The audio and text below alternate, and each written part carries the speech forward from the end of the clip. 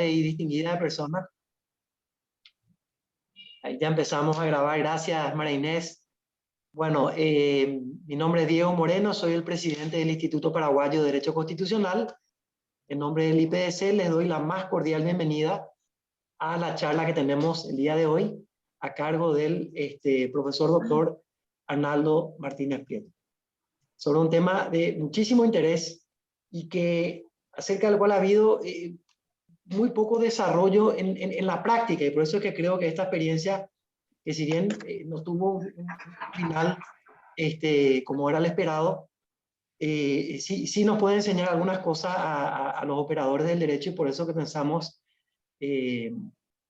cuando la doctora Pilar nos ofreció traer este tema para discutirlo académicamente, desde un punto de vista académico dentro del instituto, nos pareció sumamente importante. Así es que gracias a la doctora Pilar, gracias al doctor Martínez Prieto, gracias a todas las personas aquí presentes. Y bueno, sin más que añadir, solamente voy a hacer una brevísima presentación de alguien que en realidad no necesita presentación, es el doctor Arnaldo Martínez Prieto. Nuestro expositor del día de hoy es doctor en Derecho, es ex magistrado y tiene un montón de cursos de posgrado y de especialización en Derecho Constitucional que demuestran sobradamente sus credenciales para hablar sobre el tema que nos convoca el día de hoy. Tiene estudios en Barcelona, en la Escuela Judicial, dependiente del Consejo General del Poder Judicial de España. Tiene estudios también en Cádiz sobre el control de constitucionalidad de las leyes, también del Consejo General del Poder Judicial. Tiene estudios en Washington, en la American University, en materia de derechos humanos y derecho internacional humanitario. Tiene estudios de diplomado en Derecho Constitucional y Procesal Constitucional en Paraguay. También en la Universidad de Salamanca tiene uso de especialización en Derecho, sobre todo en protección de derechos fundamentales en las democracias actuales. Tiene otro diplomado más en diplomado internacional en Derecho Constitucional y Procesal Constitucional, también con énfasis en control de convencionalidad. Y en la Universidad de Castilla-La Mancha, de Toledo, España, tiene curso de especialización en interpretación y tutela de derechos fundamentales. Es que estamos ante una persona sumamente calificada, profesor universitario de grado y de posgrado, muy conocido por todos nosotros, y aparte una persona que encarna un testimonio de vida vivida con arreglo a los valores y principios de un Estado de Derecho y de un buen magistrado. Todos sabemos que él ejerció la magistratura durante mucho tiempo, honró ese cargo, y todos sabemos también las condiciones en las cuales el doctor Arnaldo Martínez tuvo que salir lastimosamente para gran pérdida del país de la magistratura, pero eso yo creo que en cierta forma es algo que él lo puede usar como una especie de distinción, porque eso lo entronca al doctor Martínez Prieto con la mejor tradición de la magistratura paraguaya. Y quiero recordar acá al doctor Audibert, un magistrado muy poco conocido, seguramente Jorge se acordará de él porque es un investigador de la historia judicial paraguaya, a quien lo amenazaron desde la Cámara, desde el Congreso. Estamos hablando del último cuarto del siglo XIX, esa época tan convulsa de nuestra historia patria, donde estábamos tratando de construir institucionalidad, y lo amenazan las fuerzas políticas del Congreso, si mal no recuerdo, a raíz de un habeas corpus ligado a un tema de libertad de expresión y de prensa. Y él hace un statement, un speech muy interesante, donde dice: ustedes pueden apuntar sus cañones, los cañones que tengan hacia el Palacio de Justicia, me pueden destituir, pueden hacer todo lo que quieran, pero yo voy a fallar conforme me dicta mi conciencia. Y finalmente hizo lugar a la garantía constitucional, y al día siguiente, como sabía que lo iban a destituir, presentó su renuncia. Qué diferente hubiese sido la historia del Poder Judicial de este país si hubiésemos contado con más magistrados de ese calibre, y por eso quería entroncar un poco la trayectoria del doctor Arnaldo Martínez con esa trayectoria de buenos jueces, porque realmente hemos tenido muy buenos jueces en la historia del Paraguay, y creo que eso hay que resaltar. Así es que es un honor, doctor Arnaldo Martínez Prieto, tenerlo con nosotros. Un verdadero orgullo para el Instituto Paraguayo de Derecho Constitucional que usted pueda impartir la charla que vamos a a escuchar en la tarde de hoy. Y bueno, sin más que agregar, le quiero ceder la palabra a la doctora Pilar Callizo, quien fue la intermediaria, la persona que hizo el nexo para que este evento pudiese hacerse realidad. Muchísimas gracias, doctora Pilar, por apostar al instituto. Instituto que, dicho sea de paso, su padre fue uno de los fundadores de este instituto, hay que decirlo. Ese gran patriota republicano que fue el doctor Federico Callizo Nipola. Así es que, doctora, le doy la palabra para que usted haga una introducción al tema y después podemos arrancar con el doctor Arnaldo Martínez.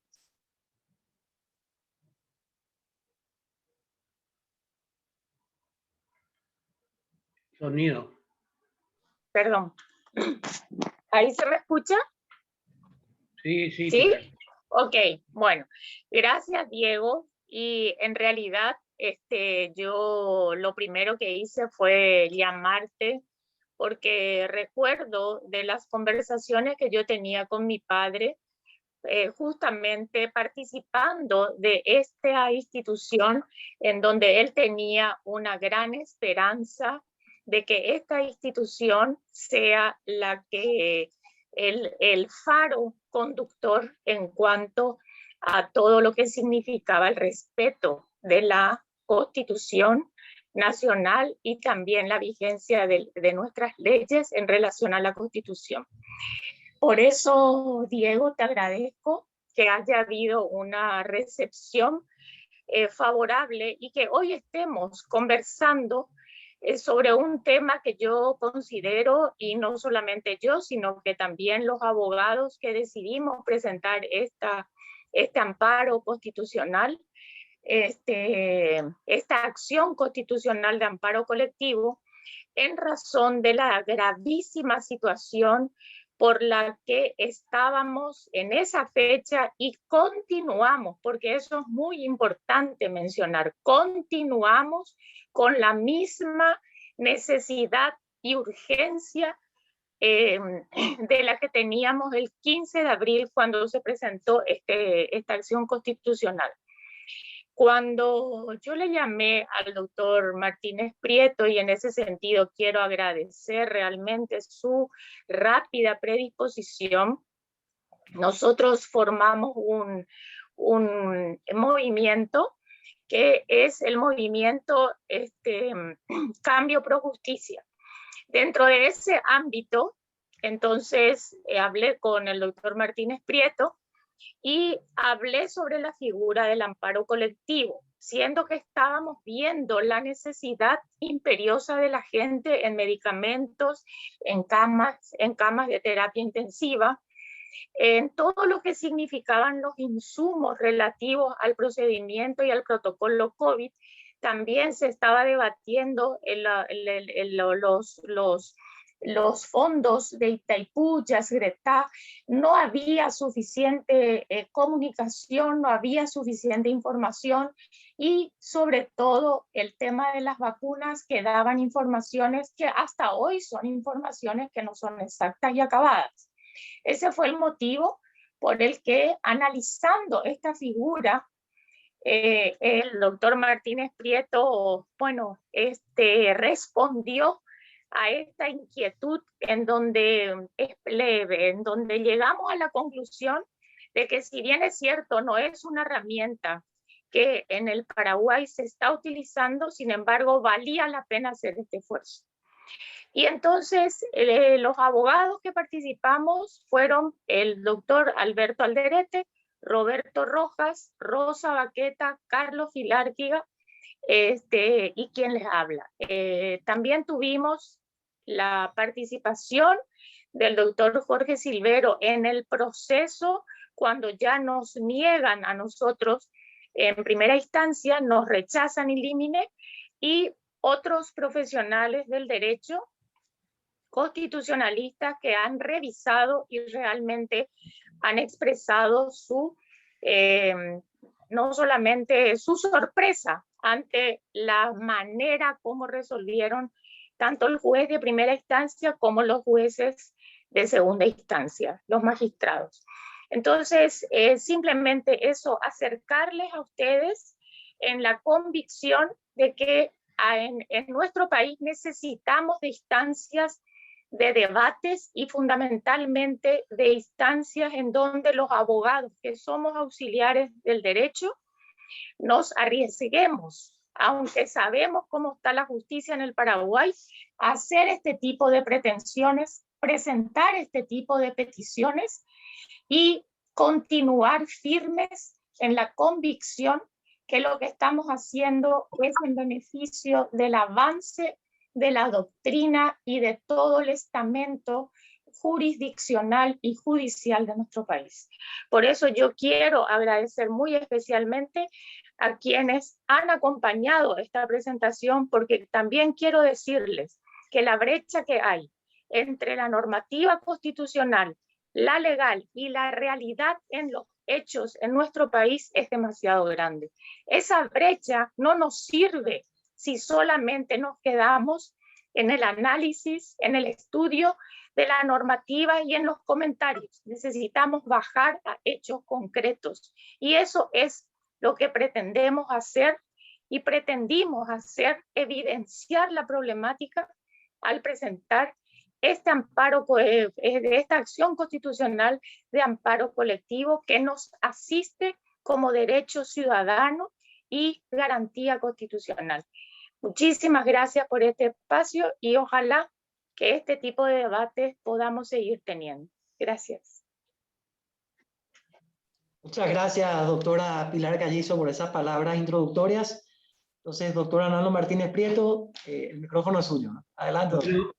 Muchas gracias. Y aprovechando que reiteradamente el doctor Diego dijo que esto no es un evento encorsetado, yo quiero aclarar que la doctora Pilar no es la responsable de que estemos acá. Ella es la irresponsable de habernos metido en todo esto, en esta quijotada tan hermosa, porque durante tanto tiempo que estuve en la judicatura, me decían, ¿para qué vas a hacer eso si total no va a tener resultado, no va a tener un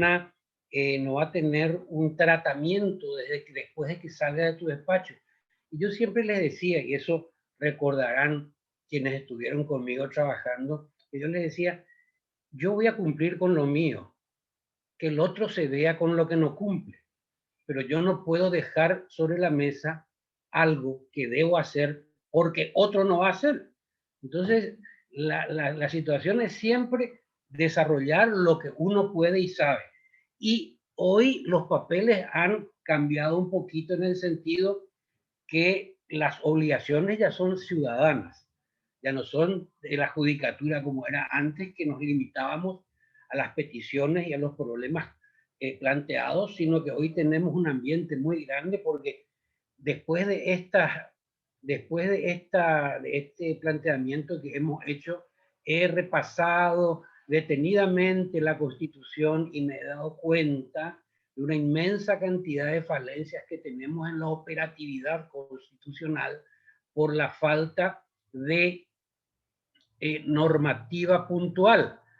Así como el doctor Jorge Silvero nos dijo en la primera reunión cuando repitió algo que se había escrito en el escrito inicial de la demanda, él señaló que cuando se decía la modorra legislativa, la morosidad legislativa de proveer reglamentación es un motivo que amerita la posibilidad de plantear una acción de inconstitucionalidad por omisión de cumplimiento constitucional, porque la Constitución no es otra cosa que una orden al legislador. Y cuando el legislador no reglamenta, nos está negando el acceso al patrimonio jurídico que cada uno de nosotros tenemos. En materia constitucional, no deja de ser interesantísimo el artículo insignia de todo esto, es el 45, para nosotros que algo hemos estudiado en ese respecto. Pero lo que pasa es que el tremendo positivismo en el cual se debate la poquedad de nuestros magistrados no les hace ver que a través del 45 se puede generar con creatividad la defensa de los derechos fundamentales. Ellos quieren hasta hoy una norma que diga puntualmente lo que deben hacer, lo que refleja que tienen un inmenso temor de salir de su zona de confort, que es crear y pensar, porque juzgar derechos fundamentales no es lo mismo que juzgar derechos ordinarios. Los derechos fundamentales generan la necesidad imperiosa de conocer los principios y valores, mucho más que la normativa precisa que uno puede aplicar en una fría demanda de un banco contra otro banco, de una compañía de seguro, donde si bien existen derechos que deben ser tutelados, no son derechos fundamentales que hacen a la dignidad del ser humano. Entonces, cuando se nos plantea esto, por supuesto que felices de poder embarcarnos en otra chicotada, esta que quiero también advertirle al doctor Diego y a quienes creen, porque me pareció que el doctor Diego pensaba que esto está terminado. Esto está empezado, porque la providencia que nos rechaza y el autointerlocutorio que confirma, en este momento están en inconstitucionalidad. Y cualquiera sea el resultado de esta acción, mucho nos va a enseñar de cuáles son las condiciones académicas e intelectuales de conocimiento de los magistrados de la Corte, para lo cual pedimos expresamente en nuestro petitorio que se integre el Pleno de la Corte para tratar este tema, porque amerita que se sienten todos a pensar cómo sacarnos de este problema. Entonces, decía nomás, el paraguayo está muy acostumbrado, y el juez también, ¿verdad?, a decir, así nomás, no, ya da, pero esa no es la forma de juzgar, y mucho menos de derechos fundamentales, por la inexistencia de una normativa sobre el particular. Ahora, sobre el particular, hasta donde yo he visto, existen dos referencias constitucionales. En el artículo 38 y en el artículo 134. En el artículo 38 habla de reclamos colectivos, lo cual debiera llamar la atención del legislador para enterarse de qué se trata y tratar de generar una reglamentación. Y más aún en el 134, cuando en el amparo se habla de acción popular, que no tenemos tampoco antecedentes en nuestro medio, pero que son circunstancias sumamente similares. Pueden tener algunas diferencias, pero eso no implica que el legislador no deba entrar a aclararnos cuál es la situación. Esas son las referencias normativas a nivel constitucional que tenemos de lo que sería el amparo colectivo. Entonces, el amparo colectivo es una variante de lo que es el amparo individual por su diferencia en materia de contenido, no solamente de forma, sino también de fondo. Porque uno de los temores que teníamos nosotros, más de que nos opusieron para rechazarnos la acción, fue cómo vamos a hacerle entender que hay personas que sin invocar documentadamente su legitimidad pueden estar en una acción de esta naturaleza, y más aún cuando decimos que su alcance va a ser lo que sería un erga omnes, hablando de inconstitucionalidad. A mí varios amigos me han preguntado, no sé, lo que ustedes quieren es un erga omnes, y le dije, mira, no vayas a utilizar términos que pueden crear confusión, pero si es que una norma de alcance colectivo se modifica para mí, ¿por qué no se va a modificar para vos? O sea que estas acciones tienen un tremendo grado de, digamos, de aportes en favor del derecho, porque facilita el acceso a la justicia de personas que por alguna circunstancia no tienen o medios o tiempo para acceder. Entonces ellos pueden estar alertas porque sabrían que se está juzgando algo que les puede favorecer. aunque no hayan participado. ¿Por qué? Porque la titularidad de la legitimidad radica en todas aquellas personas que, digamos, el 4, que garantiza la vida y la integridad física y psíquica, implica la salud. Y dice, el Estado va a garantizar. Quiere decir que todas aquellas personas que son parte de una comunidad son titulares de esa tutela y de esa garantía del Estado.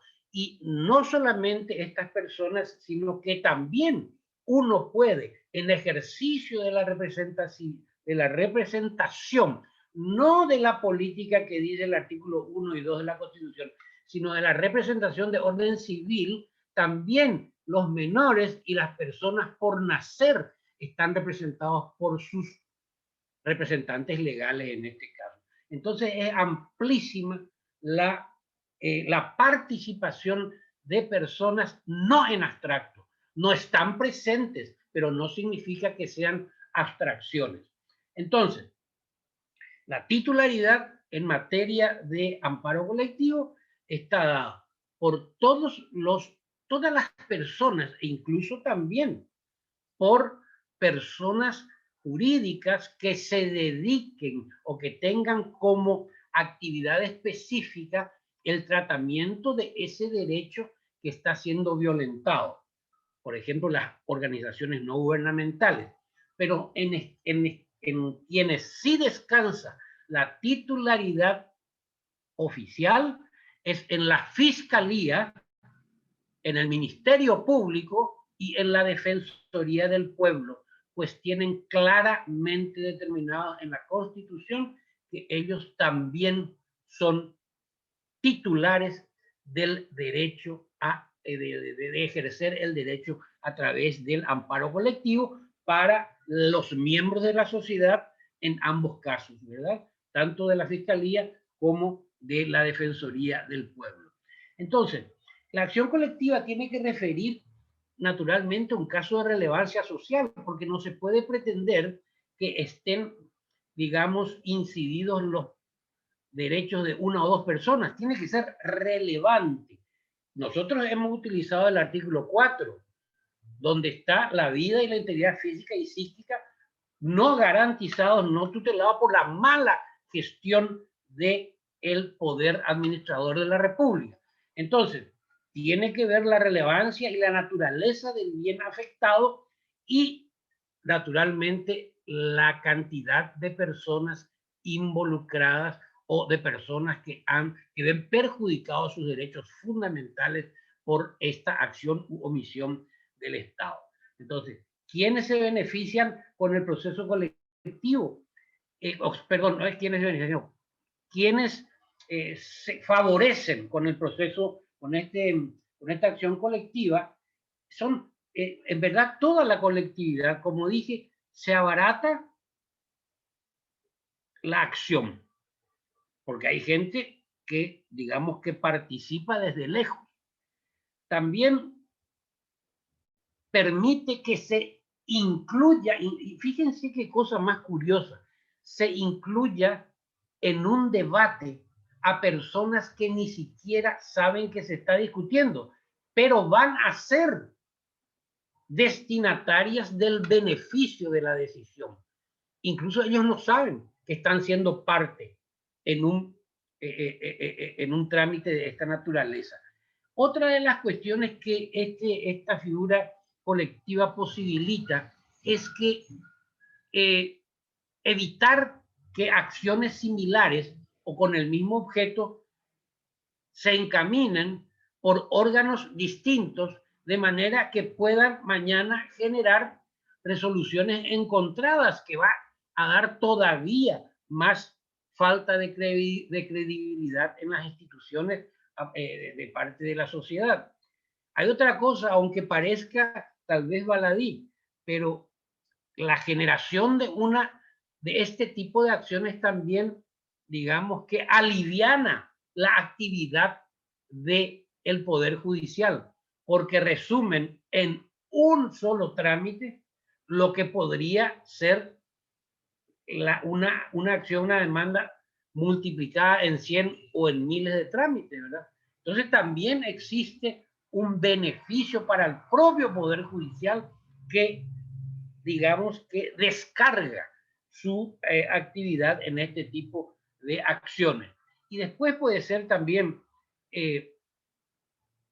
por ejemplo, a mí me sería de muchísima utilidad y me llamaría mucho la atención como juez que exista una petición, digamos, multiplicada, una petición de mucha gente que está peticionando algo. No es lo mismo que una o dos personas lo hagan, pero sí, si es que un derecho fundamental que en el caso nuestro estamos viviendo, y también nosotros los propios jueces somos víctimas de este estado, no es solamente el que está en la calle, ¿verdad? O sea, nosotros estamos juzgando incluso para nosotros mismos. Fíjense qué particularidad la que tiene esta acción, y también la riqueza que genera la cantidad de posturas le da mayor, digamos, fortaleza a la decisión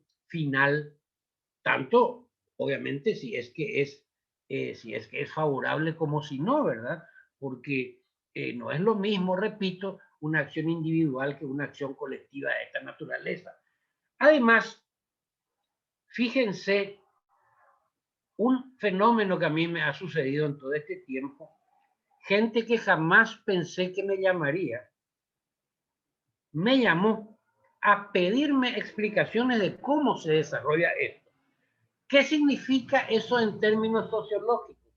Que produce transformaciones políticas en el sistema porque posibilita una justicia para todos y para la mayor cantidad de gente, muy, digamos, similar a lo que sería una globalización de problemas y de soluciones. Una globalización en una sociedad macro, en el sistema, digamos, más amplio, pero también existe esa globalización, ese sentimiento de que la justicia está al servicio de una importante cantidad de personas para tratar de darles una solución. Entonces, estos intereses colectivos generan una relación comunitaria a través de un bien susceptible de generar beneficios para todos por igual, porque darle a uno el derecho a través de esta acción no excluye a otras personas. Bueno, vamos a tratar de pasar a otra cosa porque, o si no, vamos a invertir todo el tiempo. ¿Cuáles son los fundamentos del amparo? Esto tiene que haber un acto u omisión ilegítima, una norma violada, no deben existir vías previas o paralelas y la urgencia. En materia de acción u omisión, en este caso, lo que se ha dado es una omisión del Estado en la gestión de una circunstancia que no puede ser considerada nueva porque ya venía anunciándose.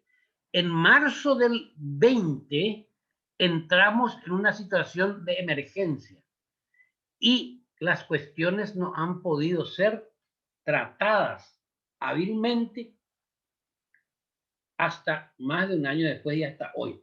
Entonces, hay una mala gestión del gobierno, mala gestión del estado de emergencia declarado a principios de este año, con el agravante de que esta situación ya estaba prevista, por lo que se debió tomar las prevenciones, tanto a nivel de medicamentos, de insumos, que son las vacunas naturalmente, así como una estructura edilicia y la de los profesionales que hoy son la franja más sacrificada dentro de todo esto. No digo que ellos no están para eso, porque ellos escogieron ser servidores de la salud, pero eso no significa que deban ser mártires o que deban ser personas que no tengan una contención emocional y, digamos, los cuidados materiales que requieren este tipo de patología.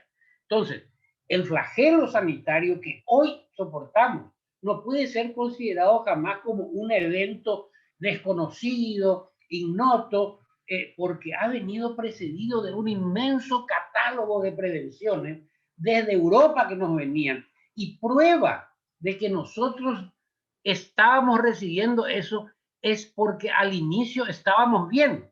Quiere decir que estábamos recibiendo ese tipo de criterios para prevenir lo que se venía, ¿sí? Entonces, porque no podía evitarse, eso sabíamos todos. Todos sabíamos que este mal de ninguna manera iba a poder ser evitado.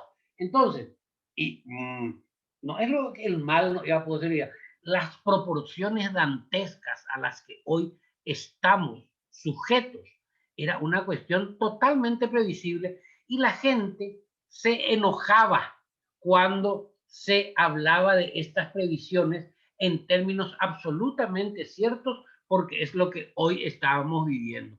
Se le trataba de mala onda, de negativo, y quien decía eso, que es natural, es un gran estudioso de la materia, le sigue pegando siempre en la verdad, en materia de decesos y de contagiados. Desde hace un año que está diciendo lo que va a suceder. Sin embargo, la mala gestión del Ejecutivo no ha sido capaz de encarar esto como debe ser. Entonces, la mejor prueba de ello han sido los estándares iniciales y las proporciones que no han sido guardadas, que es la forma como se dio hoy, la proyección como se dio hoy y como se sigue dando. Vías previas y paralelas, yo no creo que existan, y mucho menos una que sea tan eficaz como la de un amparo colectivo.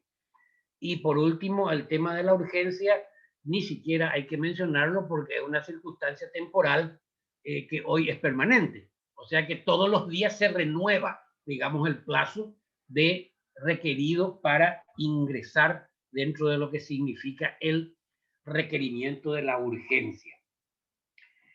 Lo que más nos preocupaba era el tema de la legitimación activa, porque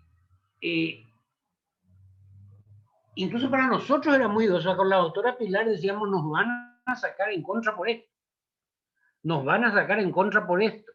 Sin embargo, nos sacaron momentáneamente de la cancha por otra cosa a la que vamos a referir. Entonces, fíjense, yo estaba pensando la inmensa cantidad de derechos o de normas violadas como presupuesto de la acción de amparo. En primer lugar, la salud, del artículo 68, donde declara a la salud como un derecho fundamental, lo cual nos exime de mayor tratamiento. A ver si eso no es. La propia norma dice que lo es, sin perder de vista el artículo 4, porque la salud es vida y la mala salud es mala vida. Y se supone que eso, entroncado con la calidad de vida del artículo 6 y otras normativas convencionales, donde dice que se debe elevar el índice de la situación vital, también están citados en el amparo. Lo de ambiente saludable, me pregunto si puede ser una norma y digamos indirectamente, eso podemos poner en el debate, porque nos dicen hoy si se van a juntar entre 6 en una pieza, abran, pero el ambiente va mucho más allá que un cuarto, ¿verdad? Que una pieza. El ambiente es mucho más amplio que eso, y no sé hasta dónde el COVID, el mal que nos aqueja, puede agravar el ambiente, ¿verdad? La saludabilidad sí, en circunstancias donde no haya un distanciamiento social, como le dicen. También ha incidido sobre la libertad y la seguridad, porque una persona, la libertad es algo, a mí no me pueden decir que se dio quebrada, que no se dio quebrada mi libertad ideológica porque yo me podía manifestar a través de las redes. La libertad incluye que yo me pueda manifestar por donde quiera. No me pueden decir, no me pueden imponer una forma de manifestación. Y muchos meses la situación pandémica impidió la libertad de tránsito. Y la libertad de tránsito, por ejemplo, involucra a la libertad de culto. ¿Y por qué no rezar en tu casa? Porque yo me quiero ir a la iglesia, porque la iglesia no está permitida. Entonces, naturalmente que al lado del derecho fundamental a la salud, estas cosas parecen sin importancia, pero eso, digámosle que no tiene importancia a una persona tremendamente comprometida con la convicción religiosa, que es de misa diaria, y esa es la libertad de cultos, ¿sí? Entonces también hay algo de eso que está involucrado. La de tránsito, la reunión, fíjense, la defensa de los derechos, porque también la administración de justicia se vio muy resentida por todo esto. Entonces también, directa o indirectamente, está involucrada. La libertad ideológica que ya dije, la libre expresión de la personalidad. La libre expresión de la personalidad, sobre todo porque yo no puedo considerar que estoy desarrollando libremente mi personalidad o mi identidad entre cuatro paredes. Esta personalidad es lo que yo quiero que la gente sepa de mí para que así me pueda considerar. Y si yo no puedo exponer esta libertad, se ve bastante desmedrada. Habría que ver, en la demanda también hablábamos de la generación de los pandemias, ¿verdad? Habríamos que ver cómo sigue el desarrollo emocional de los niños, de los menores que están en esta instancia, en este momento. Entonces también la educación y el derecho a construir una vida en alto índice de calidad también está incidiendo no solamente en los menores, sino también en las personas de la tercera edad y, por qué no, en las personas con discapacidad que deben tener un tratamiento preferencial desde el punto de vista de la discriminación positiva. ¿Qué se utiliza para la admisión? Lo que utilizamos nosotros es el artículo 16 en la defensa de los derechos. Se utilizó, se habló en algún momento, pero muy brevemente, no sé si es que se terminó de incluir esto en el último escrito, lo de la acción popular, sí lo del reclamo colectivo del artículo 38 y fundamentalmente el artículo 45, que es el que a mí como magistrado antes y hoy dentro de estos escritos, digamos, de sustantivo, de contenido sustantivo, me dan muchas satisfacciones porque me permiten como un artista pintar la solución dentro de un marco constitucional naturalmente y dentro de las posibilidades de que mi creatividad busquen un canal de solución. El artículo 45 en ese sentido es muy interesante. Después vienen también las normas convencionales de la Convención Americana, el derecho de los Estados partes a respetar todos los derechos y libertades establecidos en su Constitución, que son todas coincidentes con nuestra Carta Magna, ¿verdad? La integridad personal y la libertad y seguridad. Y también del PIDES o Pacto Internacional de Derechos Económicos, Sociales y Culturales, que, digamos, son, ya no voy a mencionar uno por uno porque son una buena docena. Entonces, tenemos absolutamente los presupuestos, los 4 presupuestos, acción, omisión ilegítima, norma violada, inexistencia de vías previas o paralelas, o en su caso, imposibilidad de ser utilizada, y finalmente la urgencia. Nos hemos referido a todos ellos. En materia de legitimidad activa también está la Fiscalía y la Defensoría del Pueblo. Y en materia de legitimación activa, en verdad, perdón, pasiva, en verdad hay poca doctrina, pero surge que la legitimidad pasiva va contra el Estado por la inmensa cantidad de responsabilidad que ha asumido a través del pacto constitucional. Todos los derechos contenidos en la parte dogmática de la Constitución le involucran al Estado como garante garante de la tutela de estos derechos fundamentales. Entonces, ahí está la legitimación pasiva.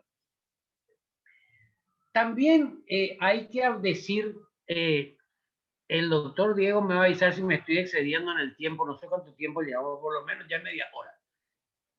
Hay una 5 minutitos, doctor, si le parece, 5 minutitos. 5 minutitos. Bueno, entonces me voy a referir puntualmente a la providencia de rechazo y al autointerlocutorio y actualmente, rápidamente, a la acción de inconstitucionalidad. La providencia, que no tenía más de 15 líneas, de primera instancia naturalmente, rechaza in limine la acción por dos motivos.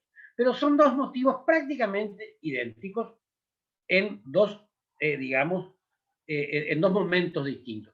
En primer lugar, dice que el Poder Judicial carece de atribuciones para inmiscuirse en actividades propias de otro poder, con lo que el juez no hizo otra cosa que desconocer la diferencia que existe entre el control de las actividades constitucionales del Poder Ejecutivo y de sus atribuciones que son, digamos, exclusivas y privativas. La circunstancia de cualquier... Yo estoy muy en contra de aquello de zona gris, de que no se puede plantear inconstitucionalidad contra determinada conducta de los demás poderes porque sería inmiscuirse. Yo no estoy de acuerdo. Al Poder Judicial se le dio como poder el poder de controlar la constitucionalidad.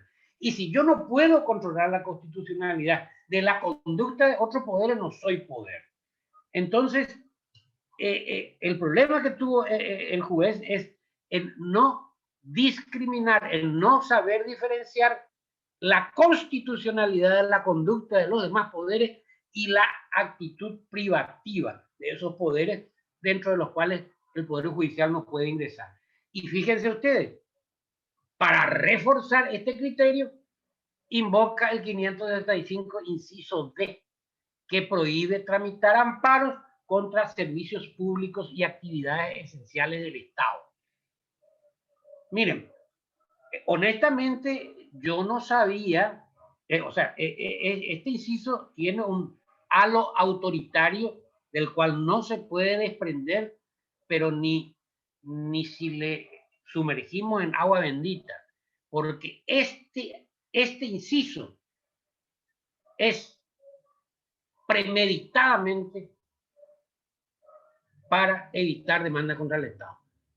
Está redactado para eso. Además, reforzado por los criterios nada más y nada menos de Vidal Campos en el año 67.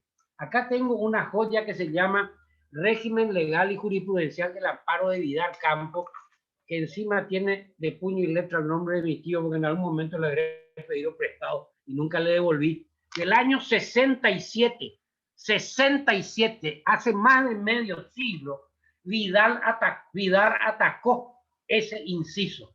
Y atrás, nada más y nada menos que el doctor Néstor Pedro Sagüez, Lazzarini y también Enrique Sosa, nuestro constitucionalista, que lleva ese criterio a la obra colectiva que también tengo acá de los doctores Mendonca, y donde también participó el doctor Evelio Fernández, el doctor Enrique Sosa, y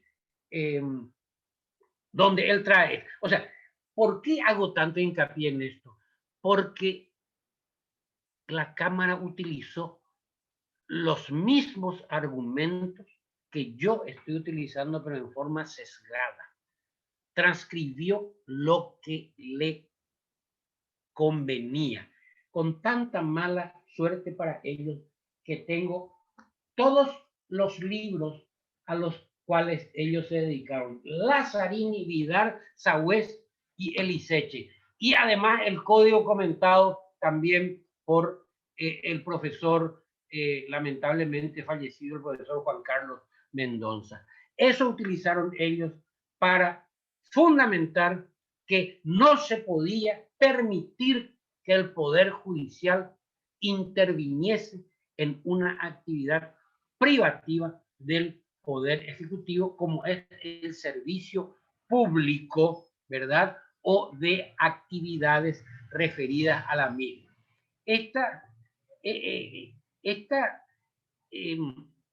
Este criterio sustentado por los tres camaristas, yo no puedo entender cómo alguien que va a resolver un amparo puede leer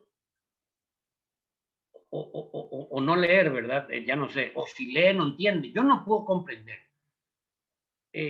Pero no quiero ser cargoso con este tema, pero yo no quiero ser, digamos, atacar personalmente a nadie, pero da una pena reforzada que tengamos que sufrir, ¿verdad?, la presencia de personas tan limitadas, algunas de ellos con 40 años en el ejercicio de la magistratura, y no sabe lo que es Vidar Campos para un amparo, ¿verdad?, que es lo más grande que hay, con Néstor Pedro Sagüez en el extranjero, y el doctor Enrique Sosa y Mendonça en el Paraguay, que no necesitan que yo hable de él, ¿verdad? Entonces, dicen, la vaguedad conceptual que se desprende del inciso C, que dice, impidiere la continuidad o eficacia del servicio público o actividades esenciales del Estado, puede impedir sistemáticamente la protección de derechos de carácter constitucional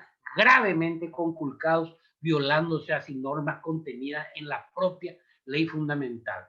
Esta imprecisión conceptual, la excesiva extensión de los términos empleados, el totalitarismo que puede fomentar, fíjense lo que dice, ya no sé si dijo eso, no sé si dijo Vidal o Sagüez, la vulneración al principio de legalidad que debe imperar en la administración, la posibilidad de aniquilar la existencia misma de la acción de amparo y en un ataque al principio de la supremacía constitucional.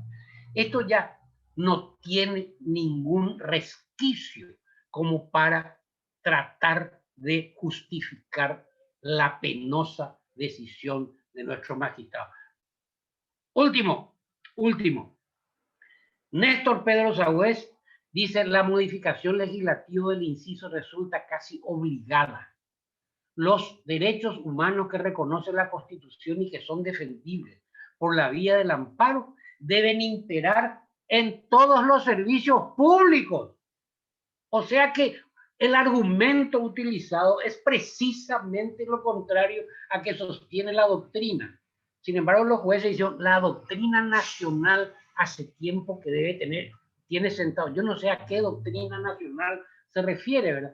Y hay otras referencias muy interesantes de Hackerman, otras referencias de Ferraioli, otras referencias de Dana Montaño, otras referencias del propio Ferraioli, de Vidar Campos y de Reva, una autora muy interesante. Además también está en Gargarella, también habla de eso, ¿verdad? O sea que, no, voy a terminar porque ya les estoy cansando, pero sería fabuloso que a través de nuestra directora Pilar puedan ustedes acceder al escrito, si es que porque creo que es un escrito que, sin ser perfecto, porque nada perfecto hay, ha tratado de incluir la mayor cantidad de violencia contra los derechos fundamentales, que es precisamente lo que debe ser, digamos, subsanado con la acción constitucional del amparo y aún más del amparo colectivo. Bueno, hay mucho más, pero aquí me quedo. Gracias. Muchísimas gracias, doctor, por esa magnífica, clara elocuente exposición. Por supuesto, ahora vamos a abrir un espacio para poder dialogar y seguir profundizando un poco más. Muy interesantes los fundamentos teóricos que usted proporciona con relación a este tipo de acciones. Yo de momento parecía que usted estaba relatando lo que muchos abogados sufrimos día a día en el Poder Judicial. No quiero desviar el tema central de la charla, que es el tema de los amparos colectivos, pero la falta de preparación de nuestros jueces en materia constitucional es escandalosa. Pareciera ser que seguimos en el paradigma del siglo XIX. Me tocó presentar hace un tiempo atrás un escrito donde en algunas páginas importantes se hacían alusiones a valores y principios constitucionales que fueron completamente soslayados nada más ni nada menos que por la Corte Suprema de Justicia, como si eso no existiese. Y esas son situaciones que las vivimos día a día y uno... pero bueno, no quiero desviar la atención, así es que creo que Jorge tenía la mano levantada.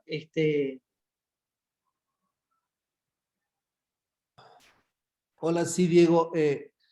Muy buena exposición, realmente da para 3 horas más. Estoy seguro que el doctor Martínez Prieto va a tener muchos más argumentos. Yo voy a ir a una cuestión, tengo varios puntos, pero una cuestión muy puntual. Él dijo de que le llamaron colegas y le dijeron: lo que usted está tratando de presentar es una acción en donde uno quiere que sea un efecto erga omnes. Así mismo. Cuando te dicen eso, más allá de las palabras, lo que yo veo es que alguien está diciendo: estás presentando algo inconstitucional. Porque nosotros tenemos un efecto interpartes y el efecto erga omnes no forma parte. Y entonces el que sugiere eso está diciendo: tu planteamiento es inconstitucional. Y yo creo que la posición de esa persona es errada.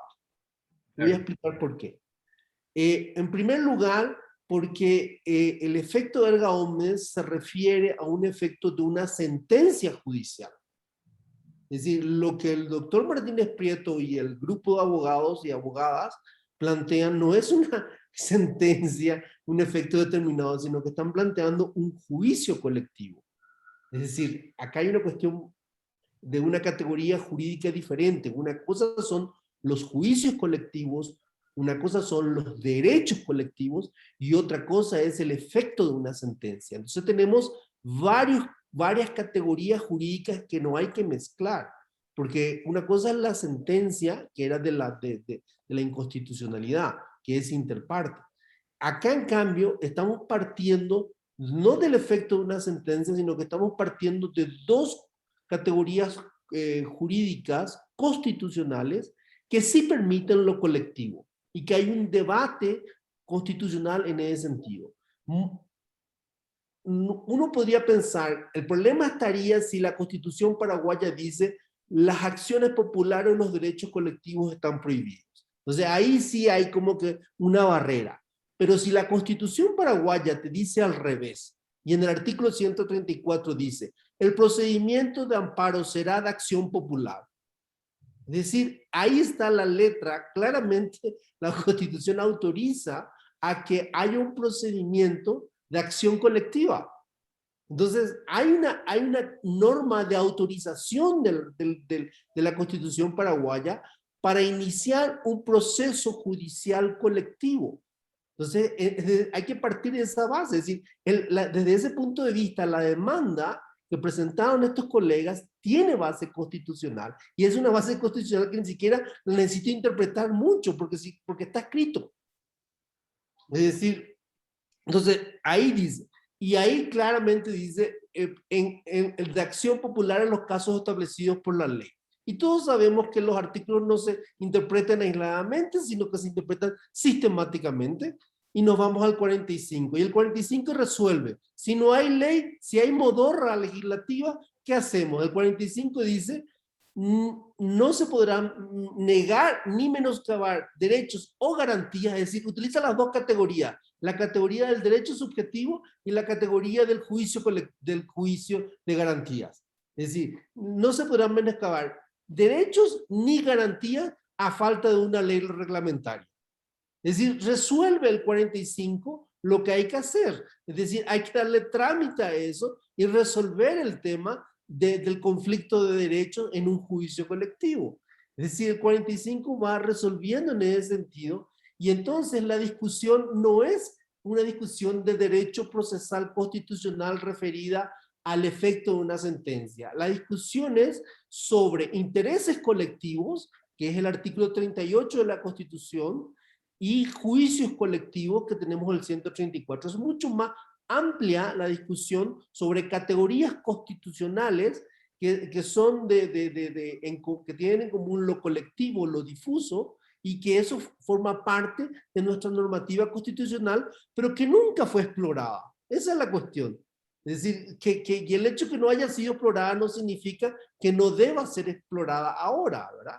Entonces, esa cuestión muy concreta yo quería decir, y luego sí, una cuestión más genérica que tiene que ver con lo que había dicho también Diego Moreno y está presente en este amparo, que es la forma en que los jueces argumentan sus fallos y la forma en que los jueces dictan sentencia. Y sobre todo tratándose de cuestiones constitucionales, nosotros tenemos que evolucionar y dejar este primitivismo de razonamiento del siglo XIX, donde piensan que los jueces son, como decía Montesquieu, son autómatas, que lo único que hacen es aplicar la ley. Los jueces, como que yo veo muchas sentencias donde necesitan crear un silogismo jurídico, y todo en base a un silogismo jurídico, es decir, una norma superior, el caso, y ahí la conclusión final, y ya está. Es decir, no, y en derecho constitucional no es así.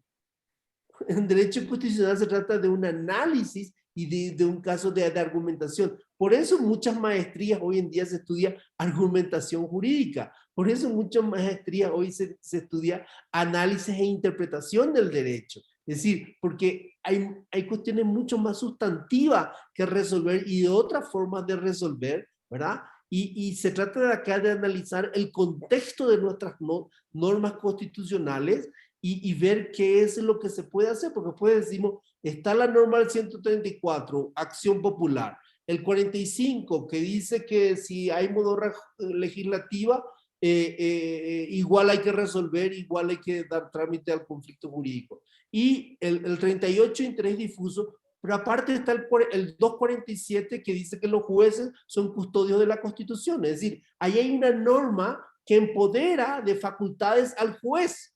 Es decir, no solamente tenemos que ver el tema de los derechos de las personas en conflicto, sino también la posición del juez. ¿Qué puede hacer el juez? El juez, dice el 247, dice, ustedes deben custodiar la vigencia de la Constitución. Es decir, ahí tenemos todo un contexto donde los jueces realmente deben pasar a resolver, atender, a analizar y a argumentar constitucionalmente. Pero el problema procesal nuestro es que los amparos llegan a jueces que no están en conocimiento de lo que un juez constitucional debería hacer. Gracias. El amparo de primera instancia, perdón, el juez dice, nosotros estamos acá para aplicar la ley. O sea que tiene bien claro. Él dice, en su amparo, en la providencia está, aquí estamos para aplicar las leyes. Adelante. Muchas gracias. No sé si querés elaborar más, doctor, sobre lo que dijo Jorge, o le doy la palabra a otro colega, simplemente para añadir un poquito más a lo que dijo Jorge. Creo que, chicos, perdón, creo que me toca hacer de niñera esta tarde. Creo que también, quizá lo que les pudo haber asustado a estos jueces es que no saben qué tipo de remedio jurídico darle en caso de hacer lugar al amparo. Porque para eso también se necesita mucha creatividad y otra forma de pensar y de ver el derecho constitucional. El otro día lo tuvimos acá a Roberto Saba, un destacado jurista argentino, hablando precisamente sobre esto. ¿Qué tipo de remedios creativos hay que tener que el juez constitucional debe usar cuando enfrenta, por ejemplo, situaciones de desigualdad estructural que afectan a toda la sociedad? Por poner un ejemplo, que fue el caso que él utilizó en su disertación. Eso es solamente una nota al pie al comentario de Jorge. ¿Quién más quiere hacer uso de la palabra? Mientras alguien se anima, doctor, para entender un poquito mejor, la pretensión concreta del amparo, ¿cuál fue? Y si logro entender eso, o sea, si es como creo que entiendo, me gustaría hacer una repregunta, si le parece bien. Claro, la petición en verdad giraba en torno a todas las gestiones, digamos, a la poca efectividad de las gestiones del Estado en tiempos de pandemia. De manera que el propio juez, basándose en el espíritu de esa petición, podía incluso ampliar más lo que a él le pareciese. Pero la petición era concretamente la dotación inmediata y en forma igualitaria de medios para reprimir la pandemia. No solamente de insumos, de medicamentos, sino también de estructura edilicia y profesional. Pero por ejemplo, se habló incluso de la falta de 2 medicamentos fundamentales que parece que habían llegado y se habían robado. Yo hablo de eso también, ¿verdad? Ahí, que eso creo el atracurio y el midazolam, algo así, que estaban siendo comerciados en las farmacias de enfrente a precios astronómicos, o que se tenía que traer de Clorinda, ¿verdad? Entonces, ese marco de necesidades y de actividades poco claras y efectivas del administrador o de la administración era lo que se le pedía al juez que revierta. Clarísimo, muchas gracias, doctor. Acá hay una pregunta de Josefina que me voy a permitir leerla porque me parece que ya está para no hacerle hablar y exponerle. Salvo que quiera hablar directamente, José. La voy a leer entonces. No es redundante pedir al Poder Judicial que ordene al Estado que garantice el derecho a salud si ya lo hace la Constitución. Aunque se demuestre la ineptitud de las autoridades, eso no cambia las cosas. Es más, aunque se demuestre dolo, corrupción o cualquier otro agravante, eso no cambia el hecho de que es una obligación que la Constitución endilga al Estado y que si no se ha logrado cumplir es por falta de cuestiones prácticas, por falta de dinero o por falta de equidad en la distribución de vacunas. O sea, mi pregunta es, ¿en qué va a cambiar la sentencia si saliera a favor de los amparistas? Porque no habría nada nuevo en que ellos reconozcan que el Estado debe garantizar el acceso a la salud para todos los ciudadanos. Pero si no se ha podido lograr, no es por falta de ley al respecto. Esa es la pregunta, doctor. Bueno, tampoco podemos descansar en los términos constitucionales. Tenemos que hacer operativa la Constitución. Sí, también es una cosa que yo había pensado, ¿verdad? Decir, sí, estamos haciendo todo lo humana y materialmente posible y tal vez nos hayamos equivocado, pero esto es lo que podemos hacer. Sí, indudablemente que sí, pero la intención también es un poco, como había dicho inicialmente, generar un debate acerca de la conducta del Estado, ¿verdad? Sí, yo estoy de acuerdo con lo que dice la doctora Josefina en materia de efectividad y cumplimiento en caso de que del amparo sea, digamos, provechoso para nosotros. Pero en definitiva, lo que se busca es una solución que diga, que se haga cargo y que diga qué es lo que está pasando mal en todo. Algo por el estilo, ¿verdad? De llamar la atención y de participar en el debate en un estado de emergencia, básicamente. Muchas gracias, doctor. Ahora tiene la palabra el doctor Pablo Villalba. Muy buenas tardes. Antes que nada, una reflexión un poco siguiendo lo que había dicho el profesor Jorge. Arnaldo, mis felicitaciones por haber traído este tema que es tan importante y tan trascendente, porque en definitiva, desde hace mucho tiempo atrás, por lo menos en mi caso particular, venimos hablando de que en algún momento se tiene que legislar y se tiene que reglamentar esto de las class action, procesos colectivos, amparo colectivo, que la verdad que no sabemos hacia dónde ir cuando tenemos una situación como esta. Comparto plenamente esto del que había dicho Jorge, el tema del efecto erga omnes es respecto a la sentencia, no respecto a una acción que está establecida en el marco constitucional. Es decir, la legitimación y el derecho está consagrado en el marco constitucional. Al estar consagrado en el marco constitucional como la perspectiva de una acción popular, pues claro que tenemos que definitivamente la posibilidad de plantear en su efecto cuando se está afectando el derecho de tanta gente como ocurre ahora. Yo entiendo un poco el posicionamiento, hasta si se quiere, negativo de la pregunta de Josefina, porque si vamos a pensar así, bueno, nosotros no tendríamos que plantear nunca ninguna acción porque la Constitución siempre tiene que cumplirse y no tendríamos ningún tipo de problema. Si el marco constitucional se cumple, yo creo que todos los paraguayos seríamos muy, pero muy felices. Desgraciadamente, esto no es así. Desgraciadamente tenemos un ámbito de constitucionalismo que no se cumple, que hasta podríamos decir en algún momento, y esto es algo que tenemos que plantearlo dentro de este instituto, creo que será muy importante que se plantee si en algún momento de la historia nacional, de la historia jurídica nacional, hemos tenido un tribunal constitucional, porque este es otro punto grave, el hecho de que tengamos solamente una sala constitucional con mandatos constitucionales no implica que no tengamos tribunal constitucional, porque una cosa es el nomen juris y otra cosa es que haya una Corte Suprema que se movilice en pos de la protección de las garantías fundamentales. Entonces, definitivamente tenemos que poner esto en tela de juicio, porque en definitiva hoy, si no tenemos protección constitucional cuando las garantías fundamentales están siendo violentadas, pues entonces la pregunta es ¿para qué nos sirve el derecho?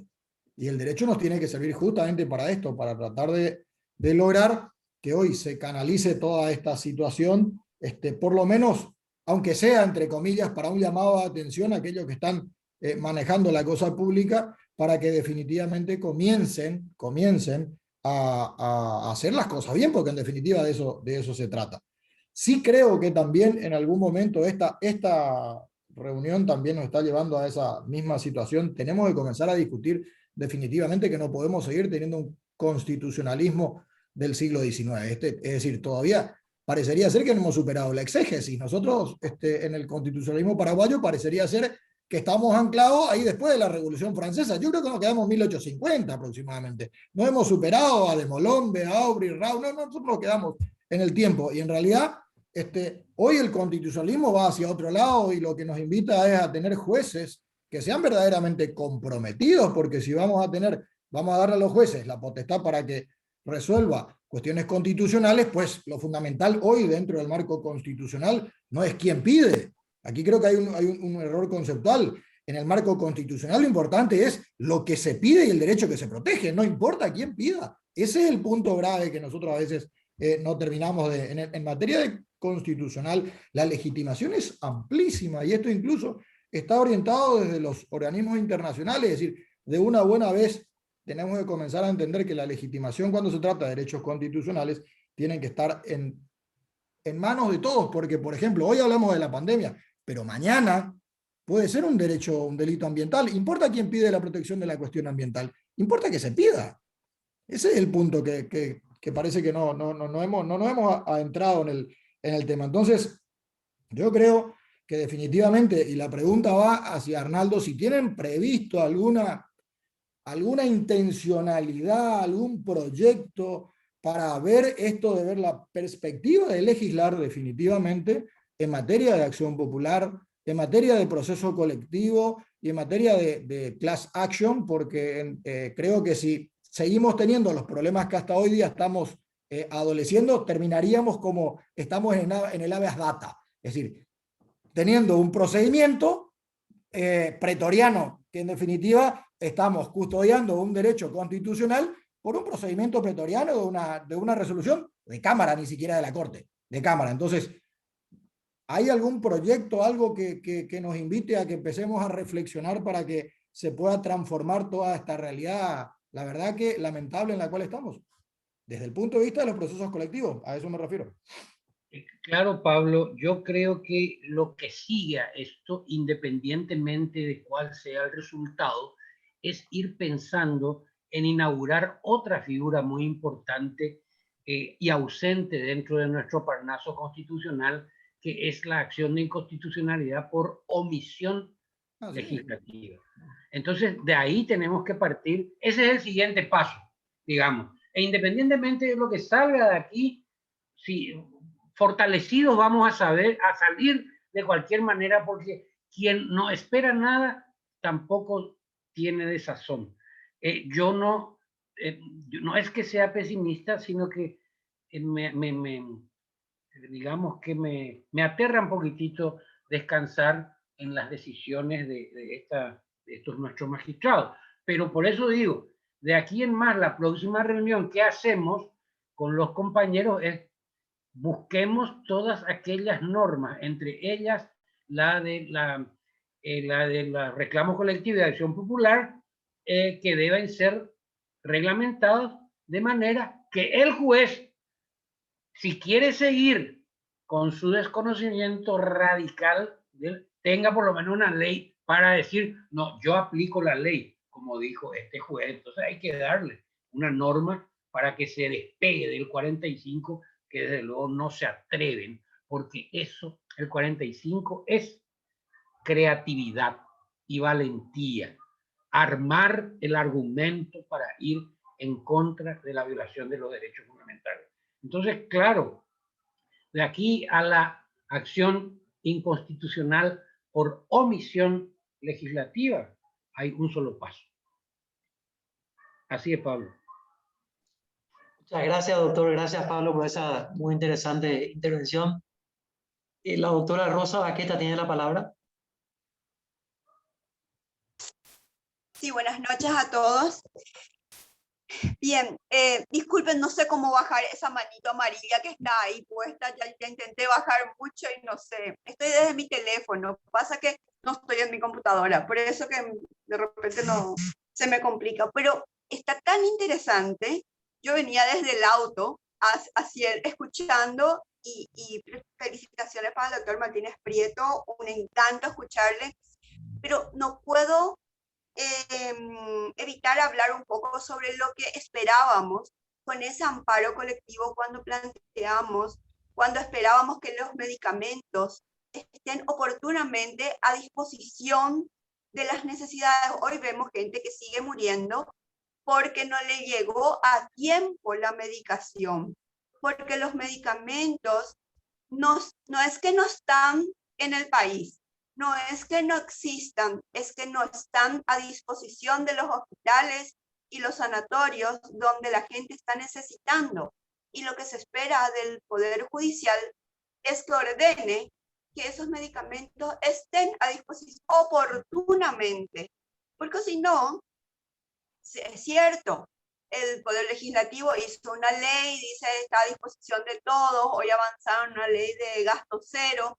Sí, pero si no tenés ese intermediario que haga la gestión, el intermediario que sea allegado al gobierno, que haga la gestión, y entonces no tenés resuelto, por más de que la ley ordena, por más de que la Constitución te ampare y que la ley ordena, como personas de derecho, lo que queremos hacer valer el Poder Judicial como un ente de control que ordene, bueno, esto está faltando, esto es lo que desde mi óptica podía el juez ordenar, que esté oportunamente y que se entren en los hospitales y en los sanatorios. Quiero decir que yo tengo dos experiencias muy positivas con los amparos colectivos. En ambos casos trabajamos sobre movilidad.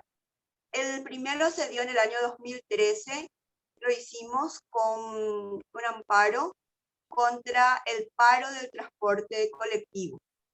Y tuvimos éxito. Si bien en inmediatamente el juez rechazó in limine, muy parecido a este rechazo que nos hizo el juez Peña, Agustín Peña, muy parecido a eso fue, pero la Cámara, en ese momento nos tocaron 3 mujeres que entendieron que el derecho a la movilidad está garantizado, el transporte público está garantizado, se ordenó el tratamiento y ese amparo se ganó. dejó un buen precedente. Eso fue un amparo colectivo en el 2013 contra la CETRAPAM.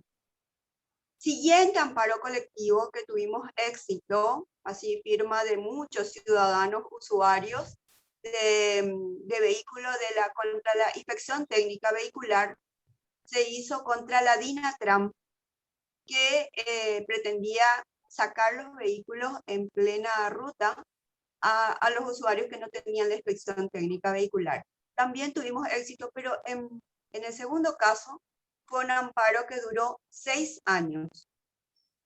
Y recalco la parte de 6 años para que vean que el factor urgencia que nos llevó al amparo, y se perdió el factor urgencia. Si bien ganamos en el tiempo, la Corte hizo su trabajo, pero el factor urgencia estaba perdido, ¿verdad? Son dos jurisprudencias que yo siempre saco a relucir, que el amparo colectivo, que si bien no está reglamentado, de repente cae en manos de algunos magistrados que entienden que la Constitución Nacional no debe ser letra muerta y que el artículo 45 le avala a buscar y plantar un procedimiento, y yo por lo menos tengo 2 experiencias positivas en cuanto a amparo colectivo. En cuanto a esto, que muy bien lo estaba explicando el doctor Martínez Prieto, yo creo de que nos tocó un juzgado y una cámara así bastante entreguista, bastante, no sé, insensible a la situación, y que realmente yo espero que de alguna manera como personas de derecho tengamos la posibilidad de incidir en la sala constitucional con esta acción de inconstitucionalidad planteada. Y hasta ahí me quedo.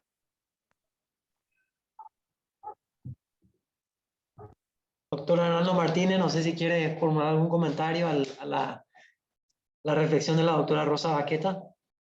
No, en verdad, yo incluso había conversado con ella para que me transmita un poco su experiencia sobre esto, ¿verdad? Porque es muy interesante lo que nos está contando, y lamentablemente el factor temporal de 6 años para un amparo, Dios mío. Bueno, hay cosas peores, tremendo, pero es todo por ahora, Diego. Sin duda alguna, muy interesante la experiencia que comentó la doctora Rosa Baqueta para ir teniendo un poco un registro de todo lo que se ha hecho y todo lo que se ha logrado en esta materia, y ver cómo podemos avanzar de aquí en adelante. No sé si alguien tiene, creo que hay tiempo para una pregunta más. Creo que se está generando un debate muy interesante a nivel paralelo, la importancia de trabajar también en la parte política. Yo insisto mucho también sobre esto, no quedarnos solamente con lo jurisdiccional, sino también trabajar con la parte política. El ejemplo que usó Pablo es un ejemplo que lo uso yo siempre. Es inadmisible que no haya una ley de habeas data. ¿A qué se dedican nuestros legisladores? ¿Qué hacen el día a día que después de 30 años la Constitución? Pero bueno, ahí veo que Juan Pablo, hola Juan Pablo, ¿cómo estás? Tanto tiempo, bienvenido y gracias por participar. Por favor, sentite libre de hacer la última pregunta, y bueno, después le damos la palabra también a Jorge, y con eso creo que deberíamos cerrar. Gracias, Diego. Realmente agradezco la invitación de la querida Fátima, que también me hizo partícipe de este interesante encuentro. Y las cosas a veces como se plantean, yo creo que no son casualidad, sino causalidad. Yo vengo en una cruzada individual que me pareció interesante desde el punto de vista que conocemos muy poco la Constitución. Y un día, una tarde, dije, bueno, aprovecho las redes sociales, el Twitter, y empiezo a colocar un artículo por día. Se empezó a generar un movimiento interesante de gente que empieza a debatir internamente también sobre el tema. Creo que le arrobé al instituto en un par de ocasiones, porque me parece que tenemos que partir de ahí. Me parece que esta cuestión interesante del doctor Martínez Prieto, del encuentro de hoy, y un poco también esta cuestión del amparo colectivo, me despierta esas dos cuestiones. Comentarles un poco de eso, porque yo creo que todos tenemos que trabajar de manera individual, pero también en un efecto colectivo de seguir impulsando el concepto de dar a conocer nuestra Constitución. No me canso en decir esto, porque siempre planteo de que en el 92 tuvimos un excelente grupo de personas que se juntaron, nos hicieron una carta magna, pero después lo dejaron ahí. O sea, nos faltó demócratas que empiecen a difundir y a dar a conocer esto que es una cuestión de todos. Y lo otro que quiero aprovechar un poco también la presencia del doctor y un poco escuchándole a Rosa recién, la he visto también a la doctora Pilar Gallizo y a otros colegas y amigos, como el caso de Camilo también. Es algo que me preocupa bastante y creo que esta es una oportunidad para que me puedan responder al respecto, ¿verdad? En lo que significa el amparo colectivo desde el punto de vista de una acción que se pueda dar sobre la base de algo reciente que es el pedido de informe que se dio sobre la base de la ley 5282 y del acceso a la información pública en la solicitud de un medio de comunicación a los contratos sobre el tema de las vacunas. ¿Se podría aplicar un amparo colectivo ante la negativa de acceder a esa información? Y un poco tiro la pregunta. Gracias, Diego.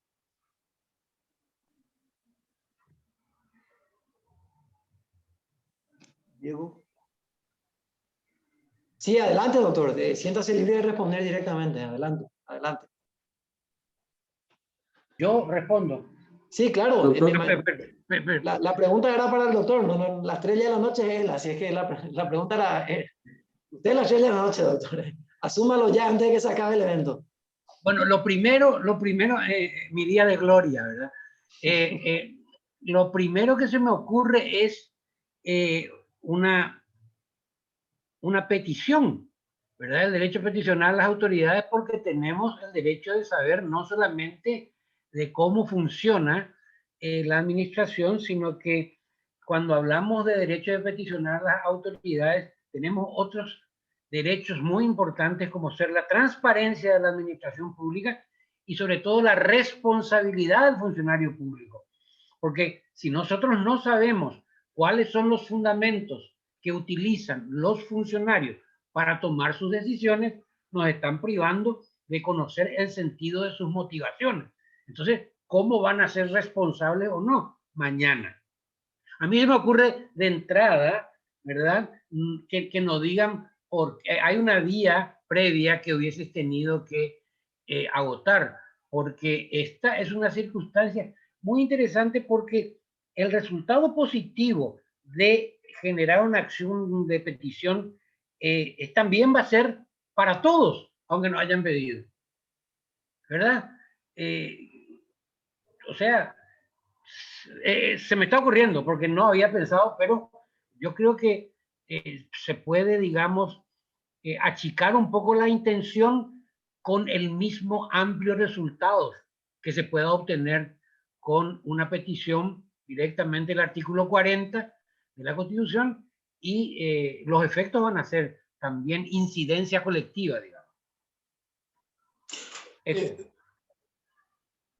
Diego, solamente para que el doctor entienda un poco el caso, me parece que es una cuestión más que interesante porque en realidad se hizo el pedido, se deniega el pedido, se vuelve a replantear a la máxima autoridad, vuelven a plantear el hecho de que hay una cláusula de transparencia con el organismo internacional, pero no especifican cuál o dónde está eso, ¿no? Entonces, me parece que este concepto del amparo colectivo podría darse en una cuestión tan vital porque hay tanta gente que se está muriendo a falta de vacunas y por qué hay tanto secretismo sobre este tema en particular. O sea, me parece que puede ser interesante también pensar un poco como ejercicio de esto. Quería acotar eso nada más. Tengo el comentario siguiente. No es posible que la administración pública que nos debe todo a la ciudadanía, se escude en una cláusula de esa naturaleza. Y si acaso existe tal cláusula, quien debe determinar la posibilidad de que se conozca es el juez, porque o si no dejamos a cargo de un funcionario administrativo que determine algo que es privativo de un juez, decir, señores, discúlpenme ciudadanía, acá hay algo que no es conveniente que se sepa. Por decir, ¿verdad? Suena muy violento que el ciudadano no pueda saber cómo se administra, pero puede ser que haya algo, no se me ocurre qué, pero debe ser el juez el que habilite la condición de, digamos, de secretismo o de una circunstancia que impida el conocimiento. No puede ser un funcionario administrativo. No puede ser de ninguna manera. Entiendo que en Chile el antecedente que existe es que es el juez el que debe determinar esa circunstancia, ¿verdad? Entonces, sería fantástico encontrar un juez que pueda entender esto y que le ordene y que le lleve por desacato después a la administración, que se atreva, porque si es que no tenemos gente que se atreva a eso, como decía la colega hace un rato, estamos en lo mismo. Esto hay que llevar adelante, hay que agotar todo para que mañana le podamos decir a nuestros hijos, yo hice todo lo que podía, pero no se dieron las cosas por circunstancias extrajurisdiccionales, circunstancias mal llamadas políticas, porque eso no es política. La política es hacer el bien. No se puede aludir a esa palabra para que no se sepa algo, para violentar la norma, ¿verdad? Bueno, lo que pasa es que cuando empezamos a hablar de esto, uno entra así, con tanto sentimiento, ¿verdad? Por el mundo jurídico en que nos estamos debatiendo en nuestro medio, que es tan limitado y da pena.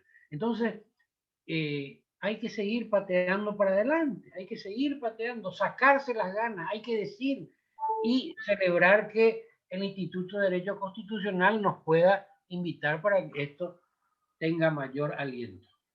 Gracias, doctor. Gracias, Diego.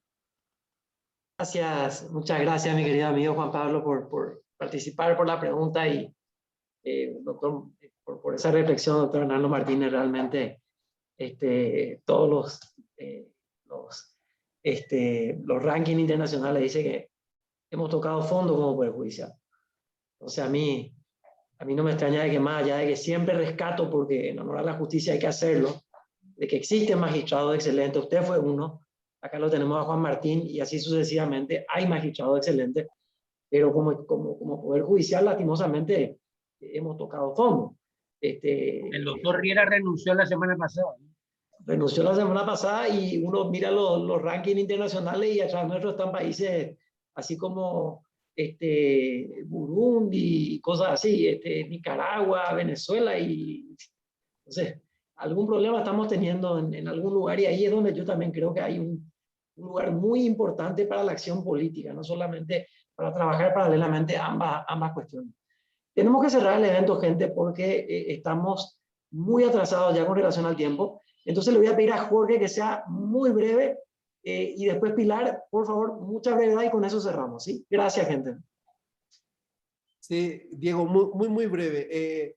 A mí me gustaría si la doctora Rosa Baqueta pudiera compartir en un PDF o algo así esas sentencias a las que hizo referencia, que yo creo que pueden ser un antecedente muy importante para futuras charlas. También hay otro antecedente que yo leí en última hora de un amparo colectivo que había sido aceptado una vez, que una organización presentó, como que diciendo que hay cosas sueltas ahí que de repente habría que utilizarlas. Y lo que sí quiero decir finalmente es que este amparo colectivo que se presentó, lo que no se tuvo que haber hecho desde el punto de vista judicial es rechazar in limine. El amparo está justificado, tiene un montón de argumentación, hace referencia a un montón de normas constitucionales y jamás se le pudo haber negado el acceso a la justicia in limine. Es decir, esa es una violación a la Convención Americana de Derechos Humanos y cuando alguien dice, estoy reclamando un derecho de tal forma, el juez debe dar trámite y correrle la demanda a la otra parte. Ese es un deber del juez. Y ese es el acceso a la justicia y uno tiene el derecho a que se discuta el caso en sede judicial. Que ya después salga a favor, en contra, más o menos, eso es otra cuestión. Pero el rechazo in limine es una violación de la Convención Americana. Gracias. Muchas gracias, Jorge. Muy buena acotación, muy buena acotación. De hecho, perdón, adelante, doctor. Adelante, doctor. Un comentario, Hoy me preguntaba lo siguiente, si el comentario de Jorge de rechazar in limine no podría ser la causal para la aplicación del artículo 136, cuando dice: ningún magistrado judicial que tenga competencia podrá negarse a entender a las acciones o recursos, y removido. O sea, una cosa es que diga, no, yo no quiero, que es como era antes, ahora viene por sorteo, ya no se puede rechazar, porque antes pues para recibir un amparo te tocaban la puerta y decía, doctor, recíbeme pues este amparo. Hoy ya es por sorteo. Entonces, como uno no puede materialmente y de inmediato decir, no me hago cargo, inventa una providencia como esta para sacarse de encima. ¿Y qué pasa si es que se revierte esto y, ojalá que no dentro de 6 años, ¿verdad? Se revierte esto y resulta que podamos entender entonces que la providencia y el autointerlocutorio no han tenido racionalmente otro objeto que evitar darle trámite al amparo? Eso es muy interesante discutir también. Muchas gracias, doctor. Solamente como una nota al pie nuevamente a lo que dijo Jorge. ¿Cuántos recursos de apelación o acciones se rechazan con base a interpretaciones procesales absolutamente rebuscadas? Lo cual contraviene totalmente los derechos reconocidos en la Convención Americana y en otros tratados internacionales. Doctora Pilar Calizo, y después tenemos que dar por concluido el evento. Sí, bueno, muchísimas gracias. Yo simplemente quiero decirles que el movimiento Cambio Pro Justicia desde luego va a continuar con esto. Pedirles, por favor, a la comunidad, a los abogados interesados, ¿verdad?, en este debate del avance de la normativa constitucional, que estemos atentos sobre lo que va sucediendo en el transcurrir de este proceso, y decirles que yo he estado en diferentes juzgados, donde varios de ellos me han comentado que están con en uno de ellos estaba con más de 16 amparos individuales, en otro estaban con 40 amparos individuales, que ya no tenían posibilidades de poder manejar toda esa cantidad de amparos, y que cada amparo individual es un caso, por supuesto, en particular. Entonces, como ustedes verán, esto también atrasa considerablemente todo el procedimiento y todo el funcionamiento del sistema de justicia. El otro tema que quería decirles es que nosotros con el doctor Martínez Prieto y con el equipo que estamos en el grupo de abogados que estamos trabajando, tenemos intención de continuar, como les decía. Confiamos en que la Corte tome este caso y llame al Pleno de la Corte y debata realmente. Yo creo que eso va a ayudar a poder crecer en ese debate doctrinario y también constitucional que los abogados estamos esperando. Porque fíjense ustedes, y esto muy rápidamente, para que conozcamos simplemente cuestiones que están pasando en el sistema de justicia, no solamente en el Poder Judicial. Por ejemplo, una resolución del Tribunal Electoral, 2 votos contra 1, porque hay uno en disidencia, saca que objetar o presentar objeciones a una elección gremial, y me estoy refiriendo al Colegio de Abogados, es un acto temerario de parte de quienes nos hemos presentado a cuestionar. Entonces, ese enfoque es tremendamente peligroso, porque el ejercicio de un derecho hoy se está considerando como temerario. Entonces, simplemente decirles que nosotros, en este sentido, esperamos que acompañar, y desde luego que también estaremos analizando la posibilidad de ver algún tipo de reglamentación o proyecto de ley que pueda sostener mejor esta figura del amparo colectivo a futuro. Gracias. Gracias, doctora Pilar. Parece que está retratando nuevamente el calvario que vivieron muchos profesionales del derecho en el día a día. A mí me pusieron las costas en segunda instancia en una sección de defecto legal que gané. No sé cómo se explica eso, pero fue así. Entonces, si acá entramos en lo anecdotario no salimos más. Así que yo me quedo con esta magnífica, soberbia posición en el sentido positivo de la palabra por parte del doctor Arnaldo Martínez. Muchísimas gracias, doctor, por acompañarnos, por darnos una tarde tan enriquecedora y con tantas ideas para reflexionar y repensar el derecho constitucional acorde al siglo XXI y a lo que nuestra constitución, una constitución que tiene como principio vertebrador a la dignidad humana, requiere todavía de mucha reflexión y de mucho acompañamiento, porque como se dijo acá, nos dejaron una constitución y después nos quedamos ahí y la cosa en la práctica no funcionó. Entonces creo que estos espacios académicos pueden servir para hacer un aporte al debate público y tratar de mejorar el servicio de administración de justicia que tenemos. Gracias una vez más, doctor Arnaldo Martínez. Gracias a la doctora Pilar Gallizo y muchas gracias a todos y cada uno de los participantes de este panel. Muy buenas noches a todos.